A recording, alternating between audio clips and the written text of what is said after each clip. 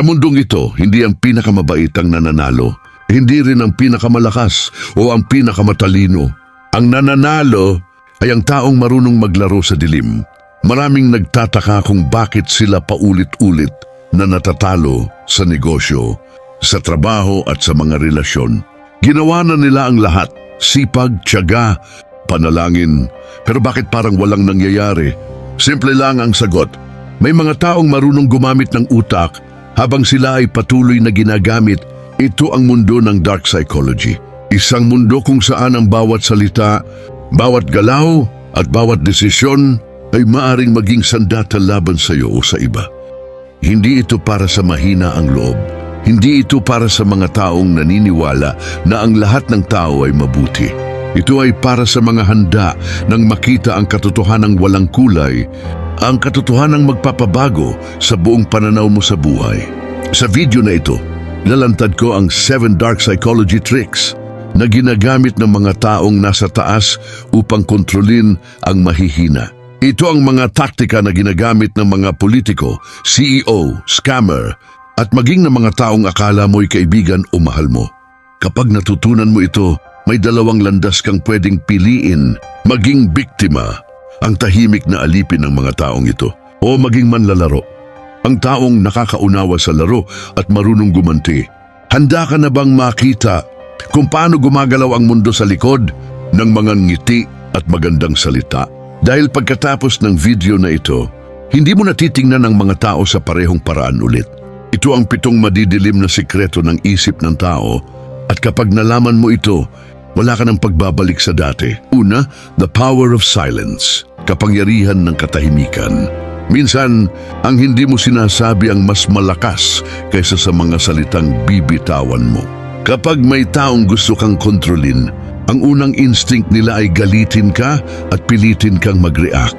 Dahil sa bawat reaksyon, binibigyan mo sila ng impormasyon na pwede nilang gamitin laban sa'yo. Halimbawa, isipin mong may katrabaho ka na palaging nang iinsulto sa harap ng iba. Kung sisigaw ka pabalik, panalo siya. Kung magagalit ka, mas lalo kanyang lalaitin. Pero kung tatahimik ka lang, ngumingiti, habang tinititigan siya ng diretso sa mata, matatakot siya. Bakit? Dahil wala siyang makuha sa'yo? Hindi niya alam kung ano ang iniisip mo, at sa dilim ng katahimikan, ikaw ang nagiging misteryo na kinatatakutan niya. Sa negosyo at relasyon, ang tahimik na tao ay kadalasang kinakatakutan at nirerespeto dahil hindi nila alam kung kailan ka gagalaw. Pangalawa, mirroring, pagkopya para bumuo ng tiwala. Isa sa mga pinakamatinding diskarte sa dark psychology ay ang paggamit ng salamin. Ang tao ay natural na naa-attract sa mga taong katulad nila ng galaw at asal. Kung gusto mong mapalapit sa isang tao, gayahin mo ang tono, galaw at salita niya. Halimbawa sa relasyon, kung mabagal siyang magsalita, bagalan mo rin ang boses mo. Kung gumamit siya ng partikular na mga salita, gamitin mo rin iyon sa mga susunod na usapan ninyo. Dahil dito, mararamdaman niya na pareho kayo ng wavelength, kahit hindi niya alam kung bakit. Sa negosyo, ginagamit ito ng mga top salesman. Ang mga taong marunong mag-mirror ay madaling nakukuha ang tiwala ng kliyente. Kapag nagtitiwala sila sa iyo, mas madali silang bumili, magbigay ng impormasyon o sumunod sa gusto mo. Pangatlo, scarcity.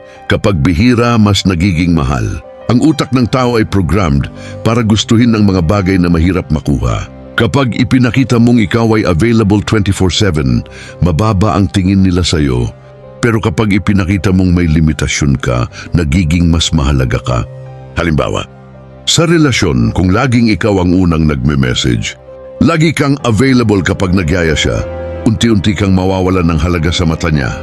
Pero kapag nagpakita ka ng scarcity, tipong hindi ka agad nagre-reply, hindi ka laging available, bigla siyang maghahabol. Sa negosyo, kaya laging may mga promo na limited time only. Hindi dahil limitado talaga, kundi dahil alam nilang natatakot ang utak ng tao na maubusan. Pang-apat, emotional hooks, kunin ang damdamin, hindi ang logic. Sa dark psychology, hindi logic ang inuuna mo para makontrol ang tao, damdamin ang target mo. Dahil ang tao ay gumagawa ng desisyon base sa emosyon, at pagkatapos ay nag-iimbento na lang sila ng rason para ipagtanggol ito. Halimbawa, Isang politiko na gustong makuha ang boto ng masa. Hindi siya magsisimula sa mga pangako ng ekonomiya. Magkikwento muna siya ng malungkot na karanasan, yung tipong lumaki akong mahirap. Tulad ninyo at kung minsan ay umiiyak pa kunyari. Kapag nakuha na niya ang puso ng tao, doon niya sila dadalhin sa gusto niyang direksyon. Sa relasyon, ang taong marunong humawak ng emosyon ay laging panalo. Hindi lang sila umaasa sa mga salita, gumagamit sila ng mga karanasan at sitwasyon para iparamdam sa iyo ang takot na mawala sila o ang saya ng kasama sila. Panglima, the push and pull method, hilayin at itulak ang emosyon. Ito ang taktika na ginagamit para maging adik sa iyo ang isang tao. Parang roller coaster ride ang emosyon nila kapag ikaw ang kausap. Step 1, bigyan mo sila ng sobrang saya o atensyon. Iparamdam mong espesyal sila. Halimbawa, magpapadala ka ng sweet na message o bigla mo silang yayain kumain sa magandang lugar. Step 2, biglang maglaho o maging malamig. Hindi ka magre-reply agad. Hindi mo sila kakausapin tulad ng dati. Ano ang mangyayari? Magtatanong ang utak nila, anong nangyari? May mali ba akong nagawa o nasaktan ko ba siya? Habang iniisip nila yon, mas lalo silang maghahabol sa iyo. Ito ang sikretong ginagamit ng mga playboy, mga scammer at maging ng mga kumpanya para maging addict sa kanila ang customer. Pang-anim, social proof. Kapag marami ang may gusto, mas ginugusto ng tao. Natural sa tao na sumunod sa karamihan. Ito ang dahilan kung bakit maraming nahuhulog sa mga scam. Kapag nakita nilang maraming taong pumipila, iniisip nila na kung ginagawa nila tama siguro ito. Halimbawa sa negosyo. Kapag may bagong restaurant at may mahabang pila, kahit hindi mo pa natitikman ang pagkain nila, naiisip mong siguro masarap. Ganyan din sa social media. Kapag maraming likes at comments, mas nagiging credible ang tao o produkto. Sa relasyon, kapag nakikita ng iba na maraming nagkakagusto sa'yo, bigla kang nagiging mas kaakit-akit. Katulad na lang sa ibang mga sikat na artista, kahit alam nilang marami ng naging babae, ginugusto pa din nila. Ito ang dahilan kung bakit maraming babae ang biglang na-attract sa mga lalaking may girlfriend na dahil sa kanilang utak na kung may gusto sa kanya ang iba, may kakaiba sa kanya. Pang-7, the slow poison, pag-control na hindi napapansin. Ito ang pinakamadilim na trick sa lahat. Hindi ito biglaan. Ito ay dahan-dahan at hindi halata. Hanggang sa dumating ang araw na ang tao ay hindi na alam kung paano makakaalis sa bitag mo. Halimbawa sa relasyon, sa simula sobrang sweet at maalaga ka. Pinafeel mong ikaw ang perpektong partner. Pero dahan-dahan, uumpisahan mong kontrolin ang oras nila, kung sino ang kakausapin nila, at kung saan lang sila pwede pumunta. Hindi nila ito mapapansin agad dahil iniisip nila na ginagawa mo ito dahil mahal mo sila. Pero bago pa nila malaman, ikaw na ang may hawak ng buong buhay nila. Sa negosyo, ito ang ginagamit ng malalaking kumpanya. Una, bibigyan ka ng mura o libreng serbisyo, pero habang tumatagal, unti-unti nilang tataasan ang presyo hanggang hindi ka na makawala dahil nasanay ka na sa kanila. Ang mga tricks na ito ay hindi laruan. Kapag ginamit mo ito, siguraduhin mong alam mo ang consequences. Ito ay para sa proteksyon mo at para makita ang mga taong sinusubukan kang gamitin.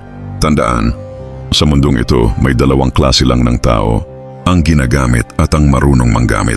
Ikaw, alin ka sa dalawa? Sa mundong ito ang hindi nakakaintindi, siya ang nagiging biktima. Maaring habang nanonood ka kanina, may naalala kang tao, isang kaibigan, kasintahan, katrabaho o kahit sino, na ginamit sa iyo ang mga tricks na ito. At ngayon, napagtanto mong kaya pala lagi kang nahuhulog sa bitag nila. Ngayon may dalawang landas kang pwedeng tahakin. Una, gamitin mo ang kaalamang ito para protektahan ang sarili mo. Huwag ka nang basta-basta magpapadala sa emosyon, sa matatamis na salita, o sa mga ilusyon na ginagamit para kontrolin ka. Maging mapagmasid ka dahil sa likod ng bawat ngiti, maaring may taong may hawak na kutsilyo na handa kang saksakin kapag hindi ka nakatingin. Pangalawa, pwede mong gamitin ito bilang sandata. Sa negosyo, relasyon o kahit sa pang-araw-araw na buhay, ang may alam ang laging may bentahe. Pero tandaan, ang tunay na master ay hindi laging gumagamit ng dahas. Minsan, ang pinakamalakas na tao ay yung marunong magpigil, marunong magplano at marunong pumili kung kailan gagalaw. Kaya tanong ko sa iyo ngayon, pagkatapos ng video na ito, ikaw ba ang magiging manlalaro? O manlalaro ka lang sa laro ng iba? Kung marami kang natutunan, i-like at i-share mo ito para mas maraming tao ang mamulat sa madilim na taktika ng mundo. At kung gusto mong matutunan pa ang mas malalim na sikreto ng dark psychology at power dynamics, mag-subscribe ka na ngayon at pindutin ang bell icon dahil ang mga susunod na topic natin ay mas matindi, mas madilim, at mas makakabago ng pananaw mo sa buhay. Tandaan, sa larong ito ng kapangyarihan at kontrol, ang pinakamapanganib na tao ay hindi ang malakas, kundi ang marunong mag-isip ng tahimik at kumilos ng taktikal. Hanggang sa muli, mag-iingat ka. Dahil hindi lahat ng tao sa paligid mo ay kaibigan. Ang iba, predator na naghihintay ng tamang oras para umatake.